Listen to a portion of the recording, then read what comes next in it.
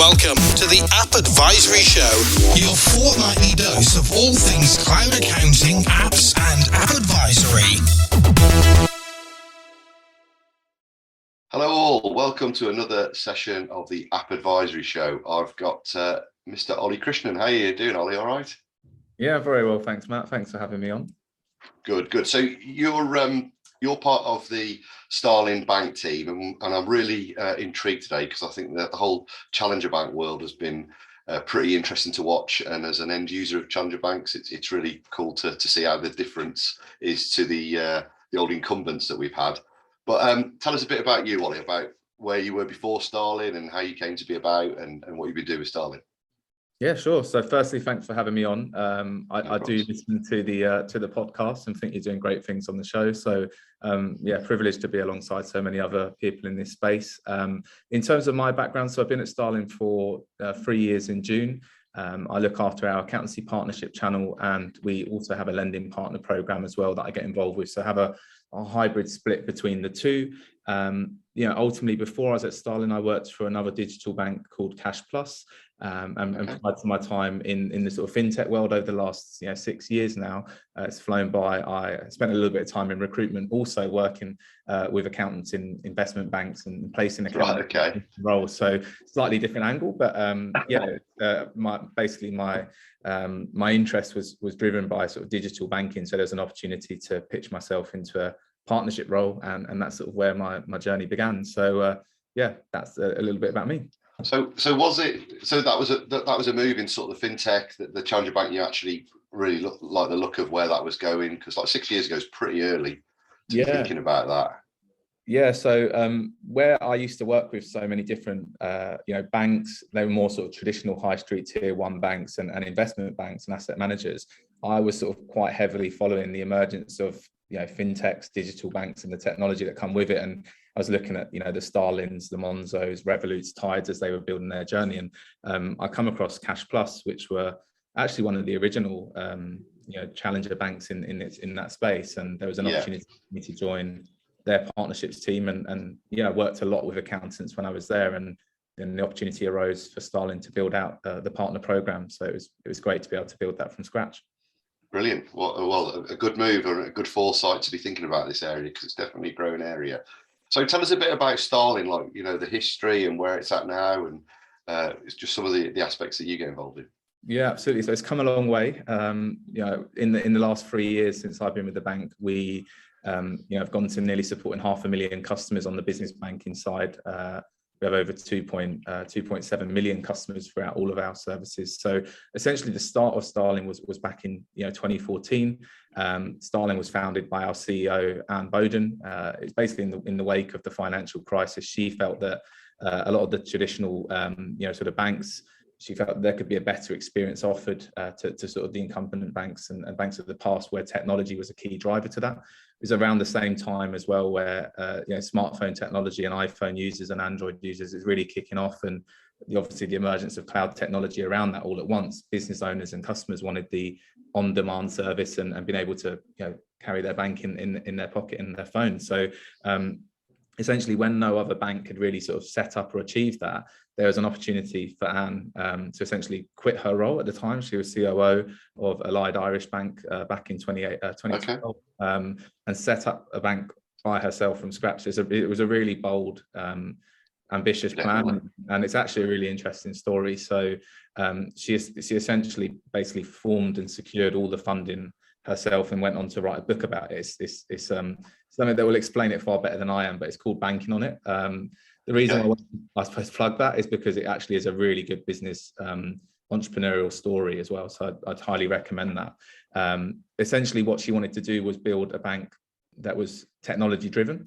And what allows us to do that is we have a very agile approach. So we're ultimately a bank that's got our own technology. We've built our own in proprietary technology in-house. And as a result, what that's enabled us to do is adapt to change very quickly. So all of our features and launches, their updates, it's all happening at pace and not having to have legacy framework in the same way to roll out an offering. And that's allowed us to grow very quickly. So we in essence have personal accounts, which came first. That was in 2017. We then launched business banking for SMEs in 2018, and since then well, the rest is history, but we've gone on to, build accounts for children and also multi-currency accounts and joint accounts. So there's been a real sort of drive in popularity where I think we have about 7.5% market share now on the business banking side. So we're really keen to grow, and we try internally to not look at ourselves as a challenger anymore, but very much more around someone that's here to stay. And we're a profitable bank, and we want to continue to gain our market share. Yeah, I mean, what a move to move from such a big banking establishment like Allied Irish, and then say, right, I'll start my own bank on my own. It's like, just doesn't seem like a logical move at all, because I just think, big buildings, money, people, it just sounds like a real, it must have a really good view and foresight as to what could be achieved with some technologies, which obviously has come to fruition now. So that's really interesting to hear that story, actually. So in terms of starting with personal, then you've gone business, and you've sort of evolved into some of the other types of banking that's available. In terms of a lot of the business element that we're in that world of, what have you found has been like some of the key features that SMEs or accountants and bookkeepers have really sort of have been relevant to them, I suppose, is the best term. Like, what's really sort of triggered them to keep working with Starling or start working with Starling? Yeah, I think there's a lot of features that I can talk about, but I think there's two particularly that I'll pick out myself from experience working with accountants is normally actually the speed. So with a lot of traditional, generally speaking, high street banks, when it comes to the journey, an accountant can incorporate a business for their client and offer a really high level of service to say, Matt's come in, going to incorporate a new business. You've got a fantastic idea. Here's your incorporation certificate. And you can do that now in a matter of hours and be able to present that back to the client. And then one of the challenges, in the last 6 years that I've been working with accountants in banking specifically has been, okay, now you need a bank account for your legal entity. And that's one of the mandatory requirements. And a lot of the headaches and challenges normally for the accountant then is there's a delay. There's normally, a couple of weeks to get an appointment, and then you have to wait a couple of weeks to get the account open. Yeah. So one of the biggest problems we're solving is that with Starling, it's a self-serve application. We're digital. It's 24/7 customer experience. So a customer can apply at any time, whether that's 9 o'clock in the morning or 3:30 in the middle of the night. It's enabling a business owner to apply on their own terms and not be constrained to an appointment on the 5th of May at 3:30, which may not suit them. So I think that was one of the biggest sort of problems we were able to solve, and what typically a lot of the digital banks and challengers have enabled is from technology being able to streamline that application journey. So a lot of accountants are looking for that solution, which is, can you help support my clients when it comes to onboarding and getting set up with their business account quicker? I think that the second one for me, which I often actually forget and take for advantage, is with Starling. We are a fair, ethical bank. So a lot of what we do have always been around treating customers fairly and making sure that they are getting the most cost-effective value service. So what we do at Starling is the monthly account fee that you'd normally get from sometimes a lot of business accounts is not there. So there's no monthly fee for using Starling for your business account, and it's the same on personal and joint account services. So we feel that we're a very fair service and solution. And I think when you combine that with the pandemic, and obviously in the last 2 years, a lot of traditional high street banks were maybe closed for new business or not able to have the appointment service-based model. We had a huge increase of applications where we pretty much doubled our customer numbers from 200,000 business customers to nearly the 500,000 that we're at now, because we were able to service those clients when they needed us, basically. So that's something that I always think is the two standout points, but we are integrated with the likes of Xero, QuickBooks, Free Agent, and probably jumping the gun in terms of other integrations that we have, but it's been able to add those services into the features that they need. Yeah, I think as well, obviously there's the cost, no costs are monthly and all of that's important, but I just think that the one you advertise is the time and speed, like duration. Like personally, there is nothing worse than having to go and see one of the high street banks, whether that's personal, because just value the time that it's going to take, and it's normally in paper. It's normally you've got to print it out and then scan it and put it back in because there's no electronic forms. For me, it's just completely infuriating. So I do remember signing up with you guys, and it was like, can you do a quick video? And it was pinged, and then I was like, this is absolutely crazy. And I had a friend who started up a plant hire business, and I was talking to him one day, and he was like, I'm trying to get my business bank sorted. It was like, he was 2 years in, he was trying to get some banking sorted, and I think the bank had given him, this is pre-pandemic, I think it was like 9 weeks until they could actually see him to run through it. And I was like, just go with this, take this. And he was like, really? Are you sure? And I'm like, yeah, honestly, it's good, go with it. So again, within 2 hours, he was up and running and moving, and it's a 9-week wait to get a load of paperwork. And you just think, well, I can't think about that. And I think the other thing is, like, through the pandemic, we've got this immediacy and sort of digital way of working, you know, using phones, we're using Zoom and all that type of thing. So it becomes a bit more obvious as to, like, why wouldn't we do it like this? So yeah, I think that speed, duration, like, I just honestly, it's like cold sweats to have to deal with any of that type of businesses where I've got to get a load of forms and print them off. I'm like, I don't even want to print it, really, to be perfectly honest. So well, I think that's where we were really lucky as well, Matt, is because exactly what you mentioned there is you mentioned Starling to your friend or colleague within the business world, and reputationally that's where our brand and presence has grown. We've, of course, you know, since then had TV advertising and out of home advertising. Yeah. From an accounting partnership, you know, program perspective, and the relationships I have with partners, is we've actually been really fortunate that a lot of the partners that actually reach out to us and partners we work with have actually already switched their practice or had their own business started with Starling. As a result, they said, oh, hold on, this worked really well for me. I'm reputationally going to use this for my clients. And I think one of the other key things is that we are a bank in the name that we are. You know, from a reputational perspective, we've been named the best British bank 4 years in a row, which I'm really fortunate to have followed that whole time since awards have launched. We're up for a 5th year. But when it comes to reputational risk for a lot of our partners as well, they want to make sure that their clients, from a familiarity perspective, are still dealing with a bank. Their funds are still protected by the Financial Services Compensation Scheme, and it's a brand that they can trust.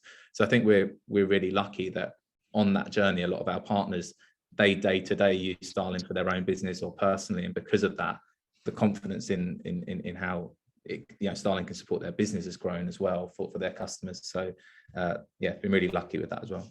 Yeah, it is interesting, because I do think early days, probably pre even me knowing the likes of Starling, there was this sort of trust that, you know, is it a real bank? Is there, you know, there's quite a few of the new digital, new age types of banks like yourselves, and some of them were and some of them weren't, and it became a bit hard to decipher. So I think it's quite interesting. You can call yourself Starling Bank, which like confirms that we are a bank, and that's what you are. So yeah, I mean that's yeah, I think those features are really strong.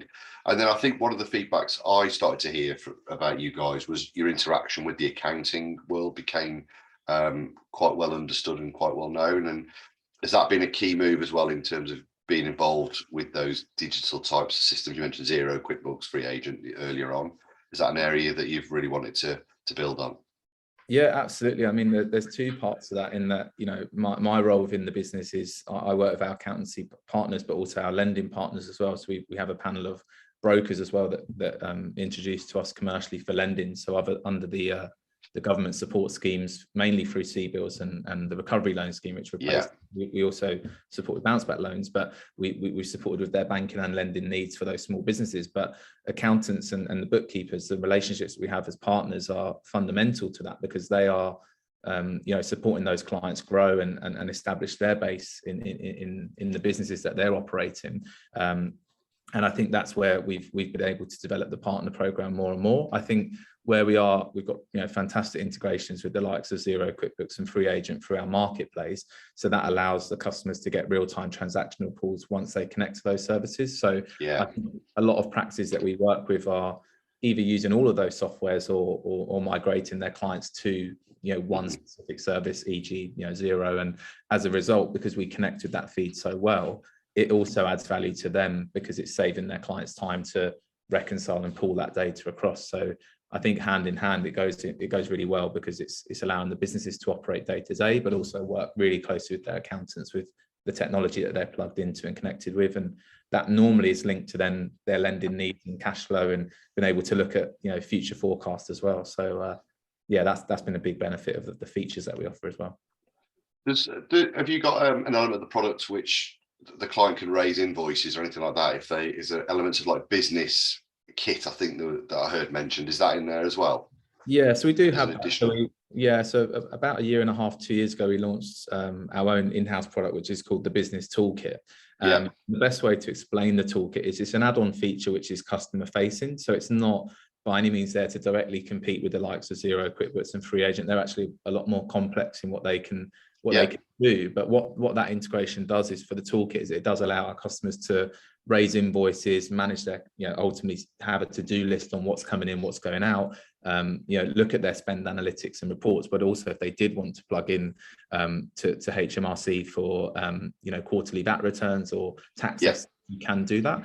I'd say it's more aimed towards maybe a self-starter that's a sole trader or micro business turning up to maybe £120,000 a year, but it is there as a service for our customers. Well, the reason I brought this up is I don't really see it as competition, because I think what it does is it trains the clients that there's these types of tools which are good enough for a certain size or a certain period of business or a certain maturity of your business. But at that point, if somebody's coming across and they've been using the business toolkit to raise invoices, think about analytics of spend and profitability and things like that, when they rock up to one of the bigger systems or the full accounting ledgers, they're already in that mindset. So I've had this conversation a number of times. People, I don't know. I'm like, this is a great opportunity, and you should be really, for those of you listening, you should be writing content about, have you outgrown the Starling Business Toolkit and now you need one of these ledgers? Great place to plug into people. So I'm actually a big fan of it, because I think it gets the right behaviours and the right thinking into future prospects of those bigger general ledgers further down the line. Yeah, well, I think especially for self-employed and sole traders, I think that, when we speak with a lot of our partners where they've had typically customers in the past that have been, receipts in a carrier bag, type of customer, that is trying to, like you said, educate them into, making tax digital, being prepared for the changes and staying on top of your financials and your bookkeeping. And if they haven't already started using an accountant, they probably should, or a bookkeeper to help support them on as they grow their business. So definitely gets a lot of positive feedback. So I just wanted to, if you're an accountant and a bookkeeper listens to this, think, I think that's a bit of competition. I think it's just really good education, gets really good structure into your clients for when they need something more, and it's great to be continually asking, do you need anything more than what you're currently getting out of that business toolkit? So a great conversation starter in my opinion. So a good piece of kit in my view. And like the interaction with the accounting softwares, is it sort of the standard bank feed into these products? Is that the core feature with the integrations? Yeah, so it's quite different. So at Starling, we have a marketplace for our business customers, but also personal customers as well. And the marketplace is essentially a much deeper integration with those technologies, where our customers can go into the Starling marketplace, and if you're a business customer, you can connect to the accounting software, so the Xero, Free Agent, but it's not actually from within the feed from their software side. It allows the customer to authenticate and connect through the Starling app. And we do the same thing for a number of different other services, like legal services, point of sale. So you've got people like Zettle and SumUp on there for those solutions. And even things like Slack. So if you want to connect your team chats to your banking software. So it's actually a much deeper integration than previous marketplaces, where there's just like a link or someone connects to another page. It's a much deeper integration to those third parties. That little, so almost a smaller ecosystem in and around the products. Yeah. And you mentioned banking, personal, business, personal. I have seen a little bit of that actually with some of the sort of investment type of things that you can link in and stuff like that. So that's interesting.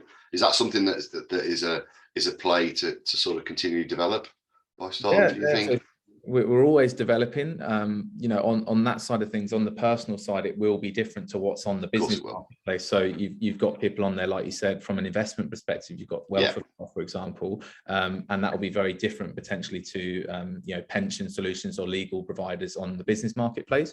But we do have like a core segment of around sort of 8 or 9 different subsections within the marketplace for both personal and business customers. But it's just a great way to connect to both softwares. And if you're using like digital receipts, for example, with Flux, you can do that as well. So it's just a nice way to integrate and connect those journeys and make it everything a little bit more seamless and streamlined, basically. Yeah, good shout there. Flux is a really good product, actually. Very interesting, that space in general. And I think what's been like, just from an outsider who's not too close to this world at all, really, I just listen to you guys and some of your content and educate myself that way. I think what's been interesting is if you think about the traditional banks, there's been little innovation, so they haven't really moved as a group. They're sort of all the same. I think what's been interesting in this space has been there's some really good businesses in there, and that innovation is improving the products all the time. So the products are continually moving, and that's been really good. So we don't want that sort of competition and that sort of area of thinking about what more can we do, how more can we help, how can we use technology better.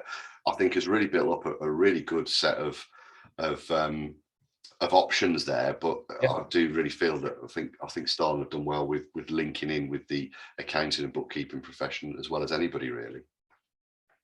Yeah, I mean, we for us, it's going to be continually more important to continue to grow, our partners with partnerships with accountants and bookkeepers, because we support a very small segment of probably under 1,000 firms and practices in the UK, but we are quite a small team, so we need to obviously continue to grow to meet the demand. But we want to make sure that we're supporting practices of all different shapes and sizes. We're not set out to just support top 100 firms or the largest firms in the UK. We support many firms that are fast growing digital cloud practices that align to our journey, and also using the app stack of technology that's out there within the ecosystem. So we fall quite nicely into that and their customer base that they support. Absolutely. Okay, so we started talking about a bit about how you interact with them. So what's that? What if someone's listening to this and is thinking, right, I want to connect up with these guys and be a partner? Like, what do they have to do, and what's that journey look like for them? Just so they've got an idea of what they would what they would have to think about if they're going to get on board. Yeah, so for an accounting practice to join our partner program or a bookkeeper, there's a couple of ways. You can contact me directly on LinkedIn. I try and be as active as I can. And then we've also got a dedicated, partnership team inbox for Accountancy Partners, which is accountancypartnerships at starlingbank.com. I'll make sure I share that with you at the end as well. Yeah, we've got a page on our website, so it's starlingbank.com referral accountants, and we've got our referral partner program. We can share a summary deck of essentially what the partner program benefits are. For us, there's sort of 3 to 4 core benefits that we offer. One is having a dedicated point of contact with us at Starling. So if you've ever got any questions, queries, you need some support, escalations to your clients, we're that bridging point with the partners to help service your clients and make sure they've got an efficient journey.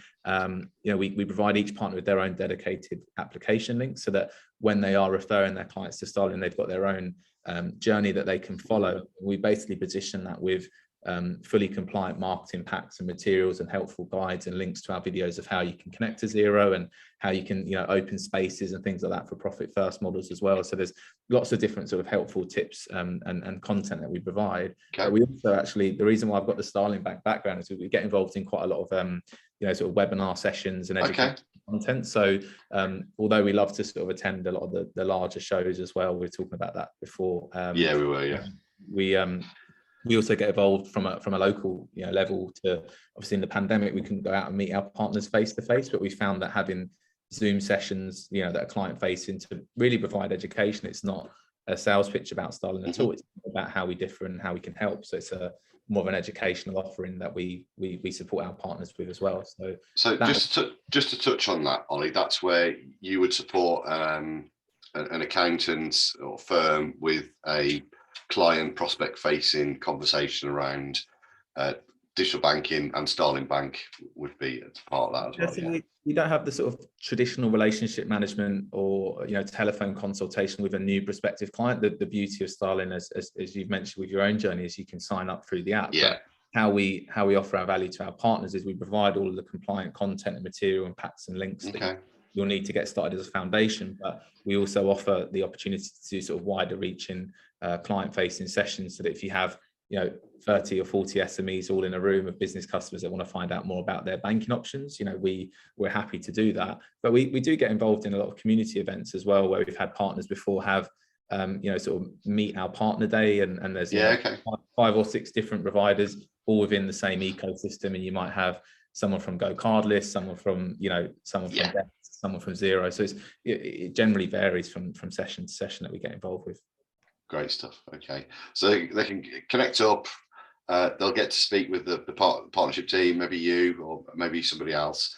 And are you doing any? We were just talked about events earlier, because I think it's good to hear and watch people, but it's also great to meet people. And you're doing a couple of events, I think, aren't you? You said. Yeah, I can't wait. It's been a while. I think the last event that I went to was the Digital Accountancy Show, which is same here. And I think this year we are going to be exhibiting at Accountex. I'm also speaking, which I'm really excited about. So again, everything pretty much that we've covered today around Starling and some of the features and benefits, we'll be covering that again.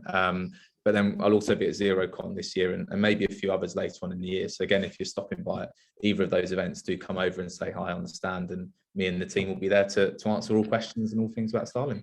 Yeah, is it going to be, big question for me is it going to be new socks, or is it a different swag for this year? Because I think my socks are done, to be perfectly honest. They probably need to go in the bin.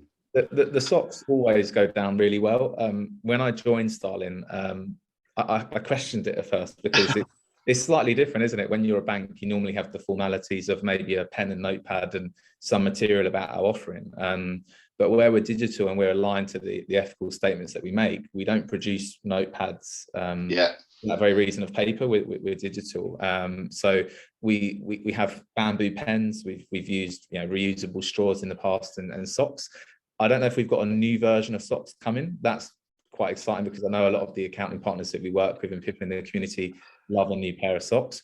But I'll have to keep it tight-lipped at the moment, I'm afraid, Max. I don't know. Okay, right. Well, I don't know I don't know what's fully planned, but I think we do have a bit of new merch coming. So I think, to be honest, this industry has probably killed off the sock industry, because everyone used to get them for Christmas or birthdays and stuff, and there's no point now. You just get socks galore from the shows. But it'd be good. Well, if they want to connect up with you, then essentially, if you like listening to Ollie, connect up on LinkedIn, right? It's probably as good as anything, and go through that referral link. We'll put all these on the show notes anyway, so you can get them. But Ollie, that's been really interesting to learn a little bit more about Starling and the space in which it is, and it's been great to catch up today. No, I really appreciate it, Matt. And any questions that come through, or any other things that come up, let me know. And really, it's a pleasure to be on the show. Yeah, great to have you. Okay, guys, so that's the end of this show today. We're going to, if you want to catch up on these, they're on YouTube, they're on Apple Podcasts, Spotify, anywhere there's a podcast, we're on it. So subscribe, give us a little cheeky review if you want to, as long as it's good. We'll have that. But for today, we'll leave it at that. Thanks again, Ollie. Cheers, Matt.